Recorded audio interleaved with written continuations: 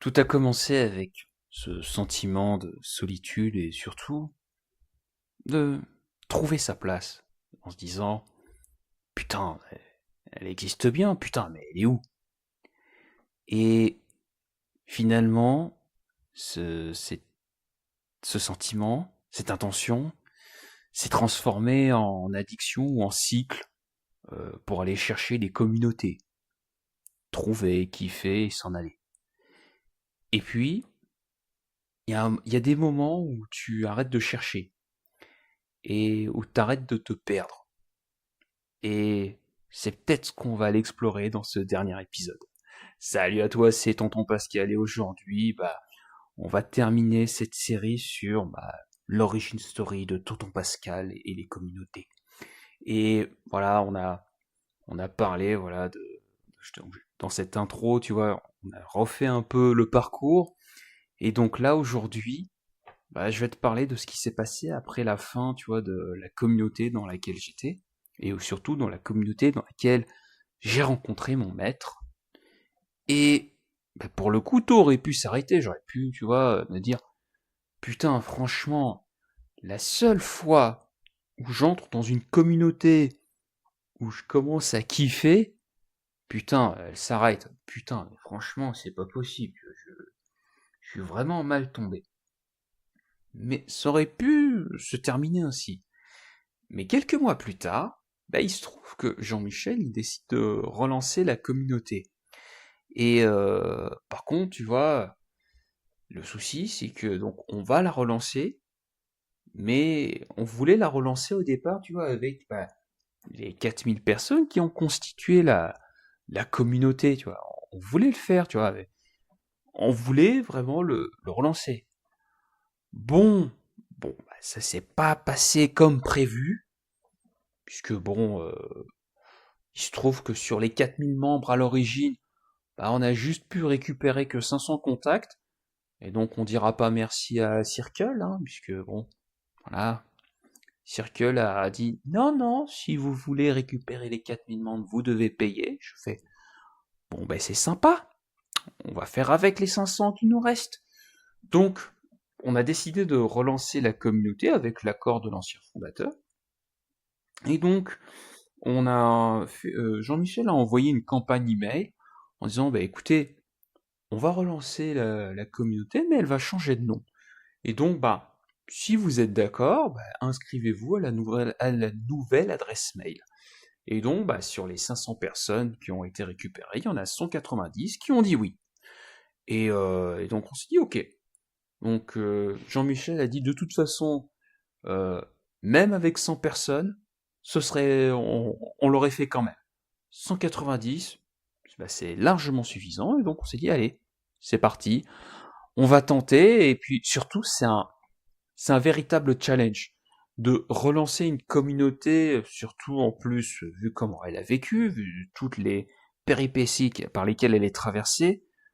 euh, si toi, ça t'arrive, que tu es dans une situation, tu dis putain, je sais absolument pas comment relancer ma communauté, rassure-toi, relancer une communauté, c'est un des challenges les plus difficiles à relever. Parce que voilà, il y a énormément d'énergie à envoyer pour redonner envie justement aux gens de repartir dans l'aventure. Et donc ce qu'on a fait, c'est qu'on a été un petit groupe de 6 personnes à travailler sur la renaissance de cette communauté. Donc qu'est-ce qu'on a fait?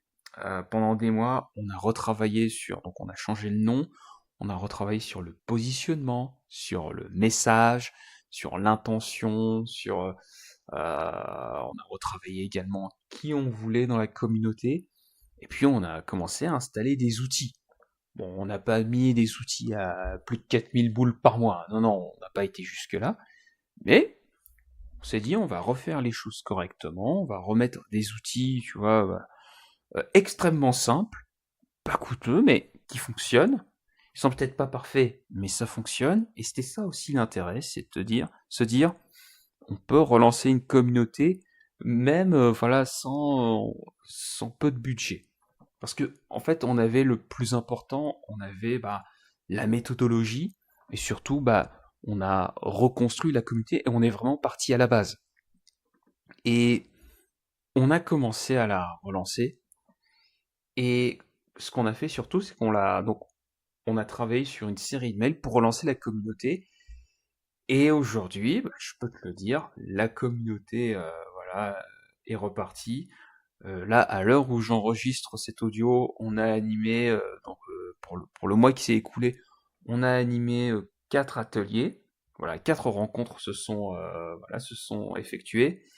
Et donc là, voilà, je sais pas, non, c'est pas demain, mais normalement dans 2 jours, il y a une rencontre de communauté que je vais co-animer avec Jean-Michel, où on va aller définir les prochaines rencontres pour le mois à venir. Donc voilà,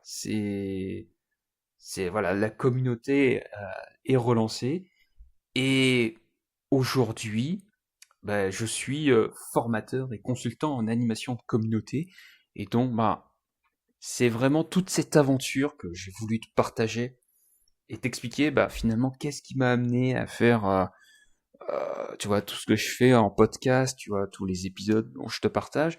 Alors certes, c'est peut-être des épisodes qui sont un peu décousus là cette série, tu vois sur l'origin story, mais je voulais quelque chose de spontané. D'habitude, tu vois, j'ai des épisodes qui sont un peu plus travaillés, qui sont un peu plus structurés, mais je trouvais que c'était important de pouvoir te livrer ces épisodes de la façon la plus spontanée, la plus naturelle possible. Et comme ça, au moins, je te mens pas. Même si tu vois, si j'avais, bon, j'ai triché un petit peu, tu vois, j'avais 2 ou 3 notes. Mais l'idée, c'est que je puisse, tu vois, te parler, tel que je te parlerais si tu étais en face de moi, tout simplement. Voilà, c'est ça. Et voilà, c'est ce qui comptait vraiment le plus pour moi. C'est que cette aventure communauté, elle m'a tellement apporté humainement.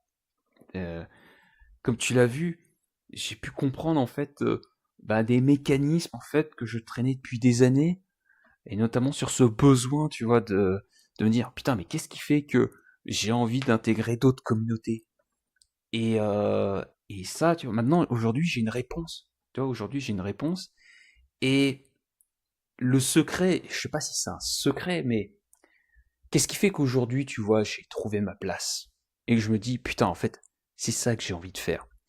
Et c'est un truc, et c'est, tu vois, le, le turning point, le déclic qui fait qu'aujourd'hui, tu vois, je suis beaucoup plus sûr quand je veux intégrer une communauté. C'est un truc que j'ai compris qui est essentiel et finalement que j'ai compris quand j'ai rencontré Jean-Michel parce que c'était une démarche dans laquelle j'étais.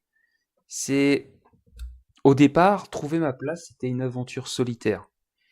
Mais après des années de route, j'ai compris qu'en fait l'épanouissement, il ne se faisait pas seul, mais il se faisait avec d'autres personnes.